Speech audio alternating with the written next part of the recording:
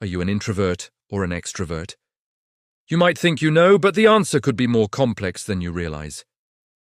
Let's dive into what these terms really mean.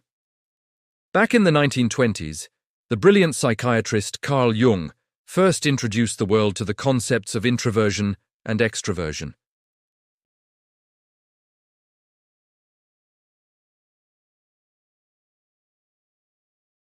Introverts, on the other hand, turn their energy inward, finding solace and strength in their own thoughts and feelings. But here is the interesting part. Jung believed that no one is purely one or the other. We all have both introverted and extroverted traits. It's just that most of us tend to lean more towards one side. If you find yourself smack in the middle, congratulations. You might be what's known as an ambivert, enjoying a balance of both social time and solitude. Fast forward to the 1960s, and psychologist Hans Eysenck added another layer to this idea. He suggested that the real difference lies in our brains and how we recharge our mental batteries. According to his theory, introverts naturally have a higher level of baseline brain activity. This means they can easily feel overstimulated by too much external noise and chaos. To recharge, they need to withdraw into a quieter, more peaceful environment.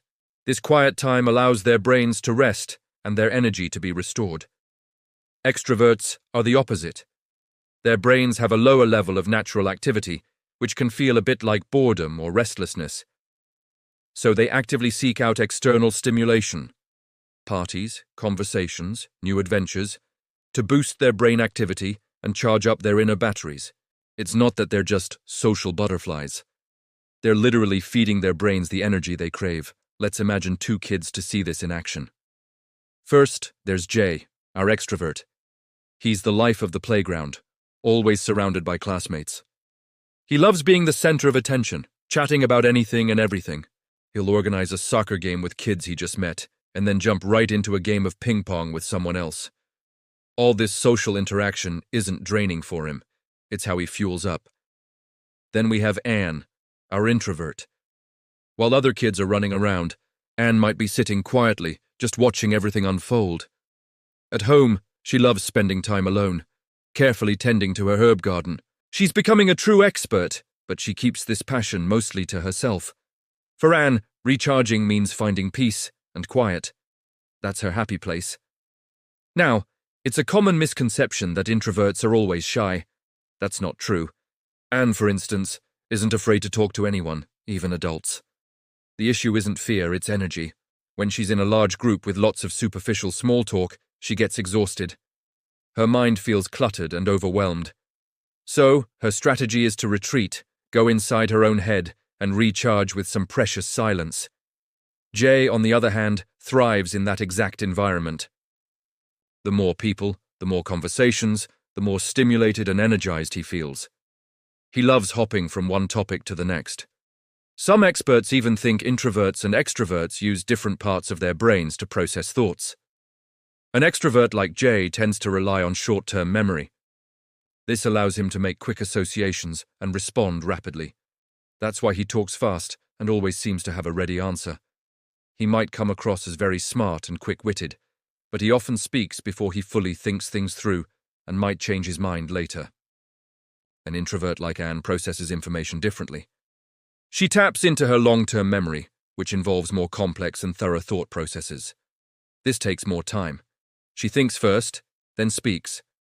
So, if a tourist asked them for directions, Jay would immediately start firing off different options. Anne, meanwhile, would take a moment to silently consider the single best, most accurate route before giving her answer. This isn't about one being better than the other. Both have incredible strengths. Smart teachers and effective leaders understand this. In a classroom, for example, a teacher might ask a question and then ask everyone to think quietly for a minute before anyone answers. This gives extroverts a chance to organize their thoughts before speaking, and it gives introverts the time they need to formulate their ideas and practice speaking up. Brainstorming sessions can also be structured to include everyone. Using a talking stick or a more formal process ensures that the Anns in the room get their chance to share their well-thought-out ideas, not just the Jays who are quicker to speak. Group projects are another great opportunity. Imagine putting an extrovert and an introvert together. Jay can learn from Anne's ability to think deeply and develop more complex ideas. In return, Anne can benefit from Jay's quick thinking and learn to be more flexible and spontaneous in her communication. Then, you could try pairing up similar temperaments. When two introverts work together, they have to learn to speak up and take initiative to solve problems. When two extroverts team up, they're forced to slow down and think more deeply to avoid overlooking important details. The famous educator Rudolf Steiner actually used this method in his Waldorf schools, recognizing its power to help students grow. Research even suggests these traits might be with us from birth. Psychologist Jerome Kagan conducted a fascinating study where he exposed 500 babies to stimuli like loud noises and unpleasant smells.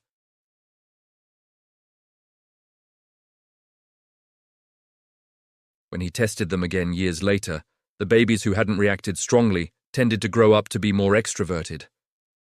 So, how about you? After hearing all this, do you see yourself as more of an introvert or an extrovert?